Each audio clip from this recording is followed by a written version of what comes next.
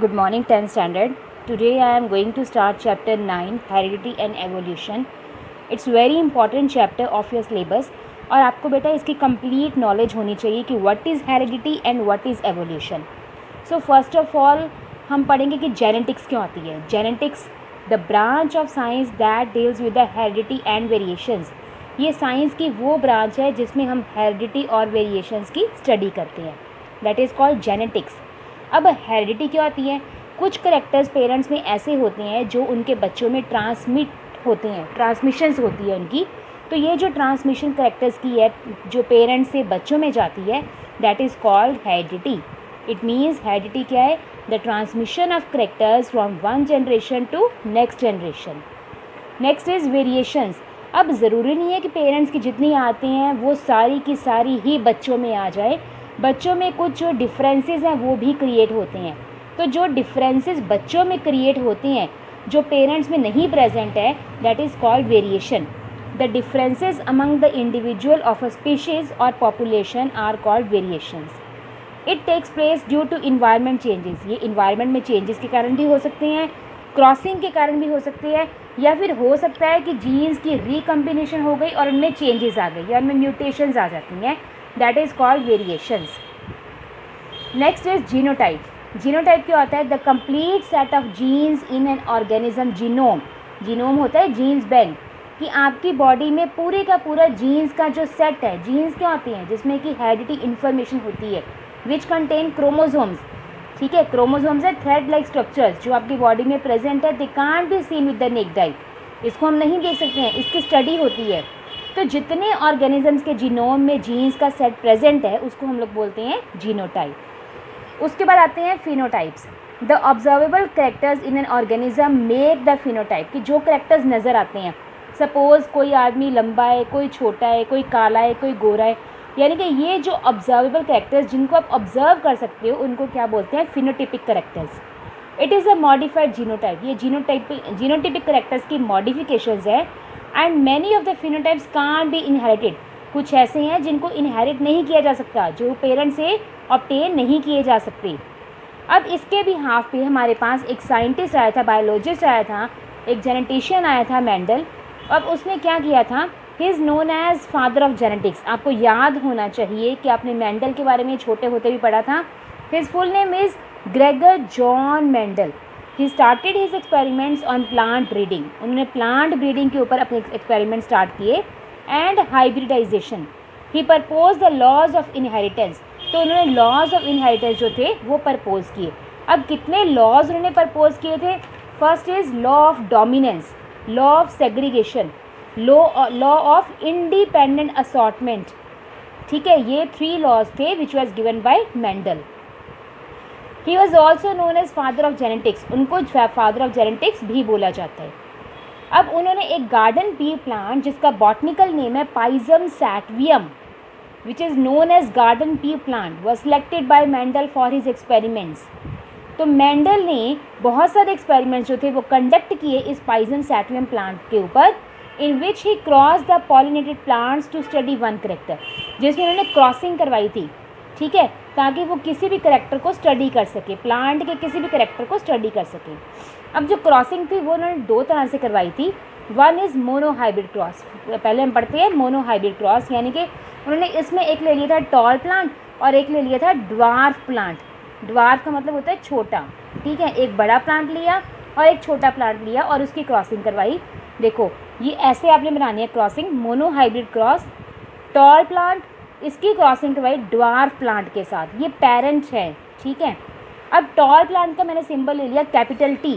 दोनों capital T, दोनों dominant है, यानी कि जो करेक्टर ज़्यादा फॉर्म में होता है, ज़्यादा नंबर में होता है, that is dominant. And second one is recessive. अब ये जो ड्वार्फ प्लांट है उसका मैंने ले लिया स्मॉल टी. अब दो कैपिटल टी ने, these are known as allelic pair of genes. इनको हम लोग एलिलिक पेयर ऑफ जीन्स बोलते हैं. अब इन्होंने जो गैमीट्स प्रोड्यूस कर रहे हैं they are capital T and capital T. 2 gametes हो गए. इसके हो गए small T and small T. ये 2 गैमीट्स हो गए. अब ये जो है हमारे पास, अब इन दोनों की क्रॉसिंग से एक कैपिटल टी बनेगा, एक स्मॉल टी बनेगा. अब इसमें हमारे पास सारे टॉल प्लांट्स हैं. कैपिटल टी, स्मॉल टी, या तो सारे टॉल होंगे या सारे शॉर्ट होंगे. It is known as first F1 generation. F1 generation को बोलते हैं फर्स्ट फिलियल जनरेशन। अब ये जो हमारे पास जितने टॉल प्लांट्स बन गए, इनकी हमने सेल्फ पॉलिनेशन करवानी है, कैपिटल टी स्मॉल टी की क्रॉसिंग करवानी है कैपिटल टी स्मॉल टी के साथ ही। अब देखो इसके गैमीट्स क्या है, capital T small T, capital T small T. अब F2 जनरेशन में इन गैमीट्स की हमने क्रॉसिंग करवानी है, ठीक है। ये कैपिटल टी है, ये स्मॉल टी है, इसकी क्रॉसिंग हमने कैपिटल टी और स्मॉल टी के साथ ही करवानी है। पहले हमारे पास देखो इन दोनों की क्रॉसिंग करवाई, ये क्या बन गया हमारे पास, टी टी, इसका capital T small T capital T small T small T. अब जो कैपिटल टी है वो हमारे पास टॉल है, ये भी टॉल है, ये भी टॉल है, ये भी टॉल है, और ड्वार्फ वो होंगे, छोटे वो होंगे जो सिर्फ स्मॉल टी है, ठीक है। अब इसमें फिनोटिपिक रेशो जो है, कितने टॉल है हमारे पास, 1 2 3, 3 टॉल है और 1 क्या है, ड्वार्फ। इसकी फिनोटिपिक रेशो होगी हमारे पास 3:1, जो कि आपको नज़र आती है, ऑब्जर्वेबल है। और जीनोटिपिक कैरेक्टर्स में 1 टॉल है हमारे पास जो कम्प्लीटली टॉल है, और 2 हमारे पास ऐसे हैं जो टॉल भी हो सकते हैं, शॉर्ट भी हो सकते हैं, और 1 ऐसे हैं जो कम्प्लीटली ड्वार्फ है। यानी कि जीनोटिपिक कैरेक्टर्स क्या हो गए हमारे पास, 1:2:1। अब जो हमने कैपिटल टी लिखा है, इसका मतलब ये है कि बोथ डोमिनेंट ट्रेट्स, कि दोनों ट्रेट्स जो डोमिनेंट है, दोनों टॉल हैं। जो स्मॉल टी लिखा है that is both recessive traits, कि दोनों रिसेसिव हैं, मतलब दोनों ड्वार्फ हैं। वो प्योर है या फिर होमोजाइगस कंडीशन इसको बोलते हैं, कि दोनों होमोजाइगस कंडीशंस है, दोनों के गैमीट्स जो बनेंगे वो सेम होंगे। और जो मैंने कैपिटल टी और स्मॉल टी लिखा है, इट मीन्स इसमें एक डोमिनेंट होगा और दूसरा रिसेसिव होगा। It is known as heterozygous condition. और जो हेट्रोजाइगस कंडीशन है दैट इज़ नॉट प्योर, वो प्योर नहीं है, वो हाइब्रिड है, क्योंकि वो क्रॉसिंग करके फिर बनी है हमारे पास। It is mono hybrid cross, crossing between a tall and a dwarf plant. अब नेक्स्ट है हमारे पास di hybrid cross. Di hybrid cross क्या है, a cross between 2 plants having 2 pair of contrasting characters, यानी कि जिसमें 2 प्लांट्स के बीच में क्रॉसिंग करवाई जाती है, दोनों के जो करेक्टर्स है वो भी कंट्रास्टिंग है, कंपेरेबल है, that is called die hybrid cross. कैसे, अब सपोज हमारे पास है राउंड ग्रीन सीड्स, ठीक है, राउंड भी है ग्रीन भी है, इसकी क्रॉसिंग करवानी है रिंकल्ड येलो सीड्स के साथ, ये पेरेंट जनरेशन है। अब क्योंकि ये राउंड है, इसका मैंने सिंबल ले लिया कैपिटल R, ठीक है, और ग्रीन है, येलो नहीं है, बिकॉज इसमें जो येलो है वो रिसेसिव करेक्टर है, उसका मैंने सिंबल ले लिया स्मॉल y। अब इसमें रिंकल्ड है, रिंकल्ड मीन्स ये राउंड नहीं है, जो इसमें रिंकल्ड है वो रिसेसिव करेक्टर है, उसका मैंने सिंबल ले लिया स्मॉल r, और येलो डोमिनेंट है, उसका ले लिया कैपिटल Y। अब इसकी मैंने करवानी है क्रॉसिंग, इसके जो गैमीट्स बनेंगे, एक कैपिटल R होगा, एक स्मॉल y, इसमें स्मॉल r होगा और एक कैपिटल Y। दोनों की क्रॉसिंग करवाएंगे तो हमारे पास जो जनरेशन बनेगी, first filial generation F1, that is capital R small r capital Y small y। It means इसमें राउंड भी है और येलो करेक्टर्स भी हैं, ठीक है, it is round and yellow. अब इसकी हमने करवानी है सेल्फ पॉलिनेशन। सेल्फिंग गैमीट्स में क्या आता है, F1 में हमारे पास ये देखो ये है R इट मीन्स इसकी 4 F1 जनरेशन की 4 कंडीशंस हो सकती हैं, या तो RY होगा, capital R capital Y, capital R small y, small r capital Y, small r small y। वैसे ही अब F1 में सेकंड मैंने ले ली क्रॉसिंग, दोनों सेम आ गई। अब ये जो हमारे पास है ये गैमीट्स बनी है इसकी, ठीक है, यानी कि फर्स्ट फिलियल जनरेशन के ये जो हमारे पास बने हैं वो क्या है, गैमीट्स। अब देखो इनकी क्रॉसिंग कैसे होनी है F1 गैमीट्स की। आपके पास ये 4 गैमीट्स बने थे F1 जनरेशन के, इन चारों की मैंने सेल्फ पॉलिनेशन करवा दी, इनकी मैंने क्रॉसिंग करवाई। अब क्रॉसिंग में देखो आपके पास ये RY की क्रॉसिंग RY के साथ, capital R capital R capital Y capital Y। वैसे ही capital R capital R capital Y small y, capital R small r capital Y capital Y, capital R small r capital Y small y। ऐसे ही हमने सबकी crossing करवानी है, और total हमारे पास ये 16 करेक्टर्स बनेंगे, 4 4 8 4 12 4 16। अब इनकी जो फिनोटिपिक रेशियोज़ है वो हमने लेनी है राउंड और येलो। राउंड और येलो में आपने लेने हैं जिसमें कैपिटल R हो और कैपिटल Y हो, वो करेक्टर्स आपने काउंट करने हैं। तो वो करेक्टर्स आपके पास कितने आ जाएंगे, 9। ये देखो 1 2 3 4 5 6 7